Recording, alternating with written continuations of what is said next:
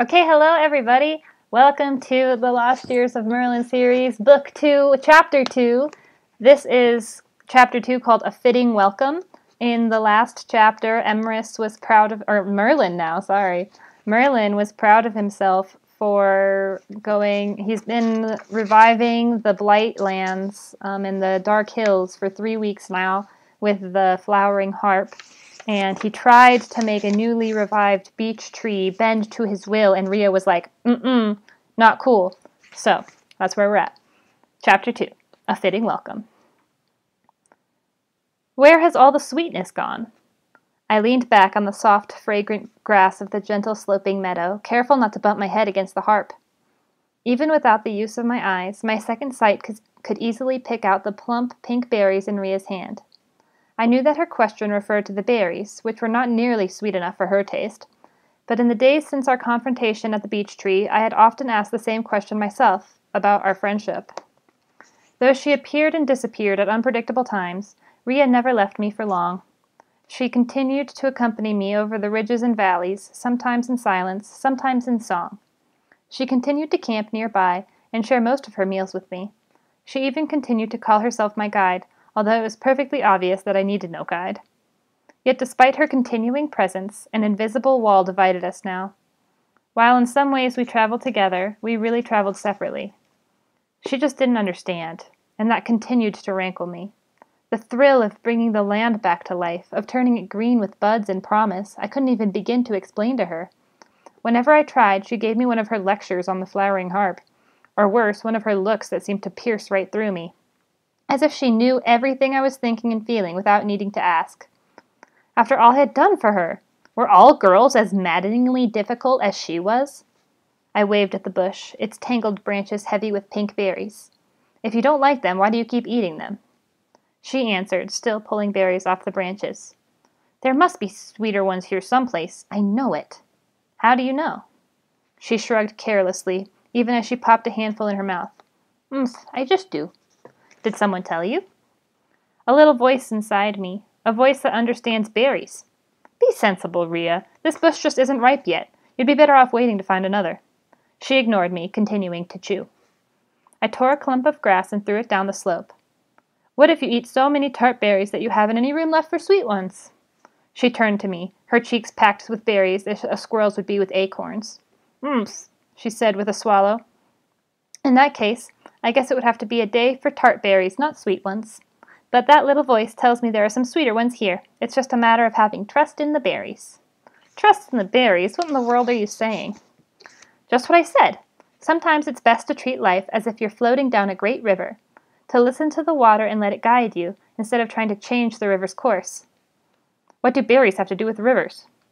Her brown curls flopped as she shook her head. I wonder, are all boys as difficult as you are? Enough of this. I pushed myself to my feet and slung the flowering harp over my back, wincing from the old pain between my shoulders. I started across the meadow, the base of my staff leaving a trail of tiny pits in the grass.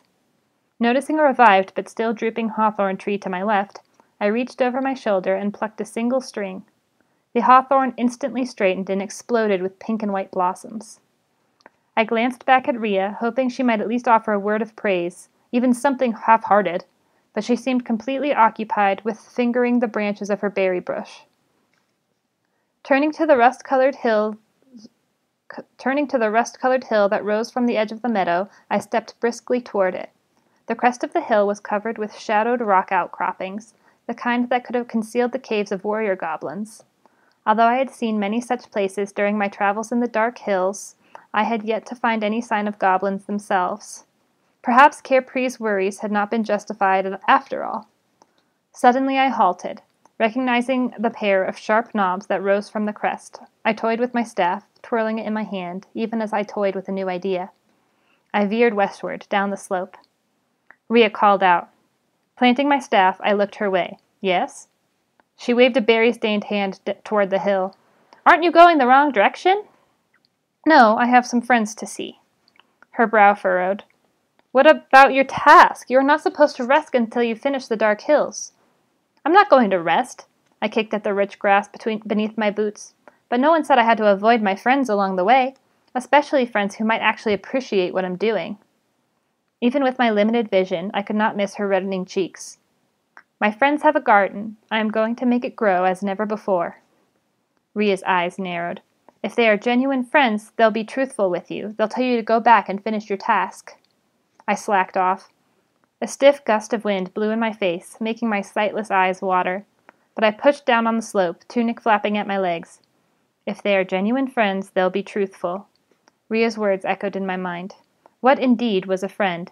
I had thought Ria was one not long ago, and now she seemed more like a burr in my side. Do without friends. Maybe that was an answer.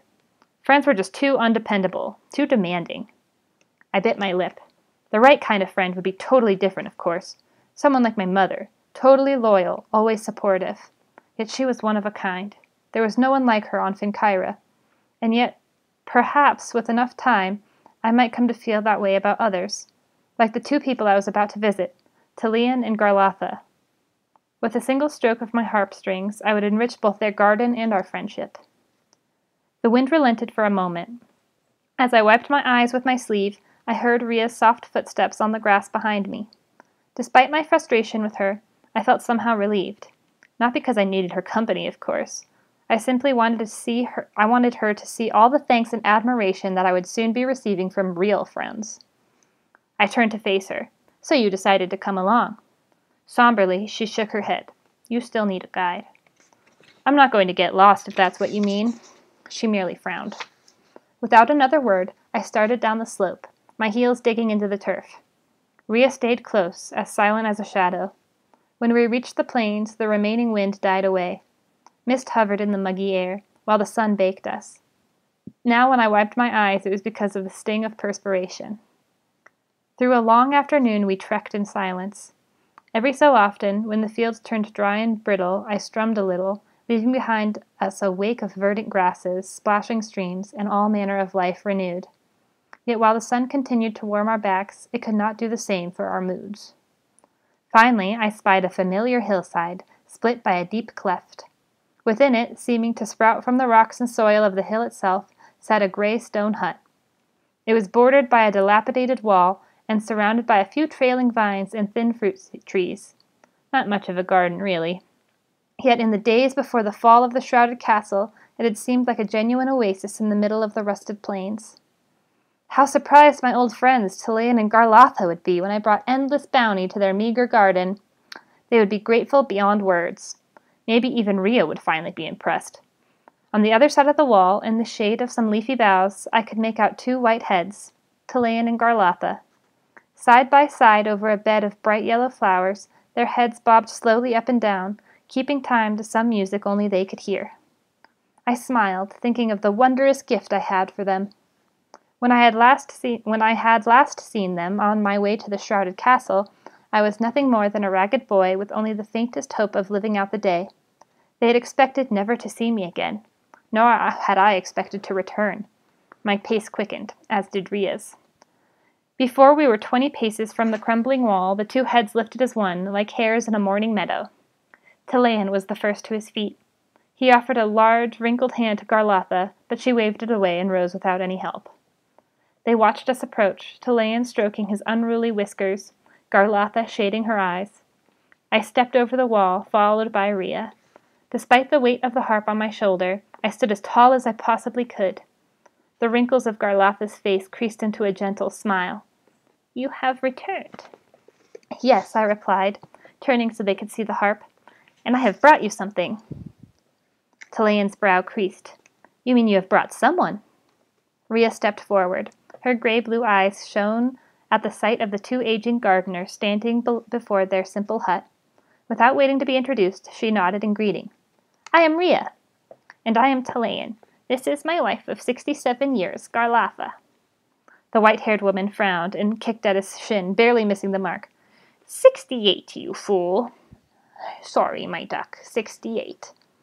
He backed away a step before adding, She is always right, you see. Garlatha snorted. Be glad you have guests, or I'd come after you with my trowel. Her husband glanced at the trowel half buried in the flower bed, waving his arm in the air with the playfulness of a bear cub.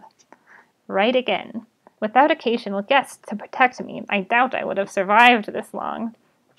Rhea suppressed a laugh. Garlotha, her face softening, reached for Talayan's hand. They stood together for a quiet moment, as gray as the stones of their hut.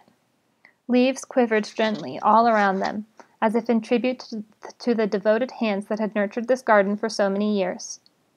"You remind me of these two trees," observed Rhea. "Trees that have shared the same soil for so long that they have grown together, roots and all." Garlotha, her eyes sparkling, glanced at her mate. I decided to try again. "Speaking of things growing, I have brought you—" "Yes!" exclaimed the old man, cutting me off. "You have brought your friend Rhea." He turned toward her. "We welcome you, no less than we welcome the sunshine." Garlotha tugged on the sleeve of my tunic. "What of your friend who came with you before, the one with the nose as big as a potato?" "Shim is fine," I answered briskly. "And now—" "Though his nose," interrupted Rhea, "is even bigger than before." Garlotha raised an eyebrow. "He did look full of surprises, that one." With a dramatic tone, I cleared my throat. "And now I have a magnificent surprise for both of you." Yet before I had even finished my sentence, the old woman was again speaking to Rhea. "Are you from Druma Wood? Your garb is woven in the way of the wood elves." "The Druma is my home, and has been all my life." Garlotha leaned closer. "Is it true what I have heard? That the rarest of all the trees, whose every branch yields a different kind of fruit, can still be found there?" Rhea beamed. "What you have heard is true. The Shamora tree is indeed there. You might even say it's my garden."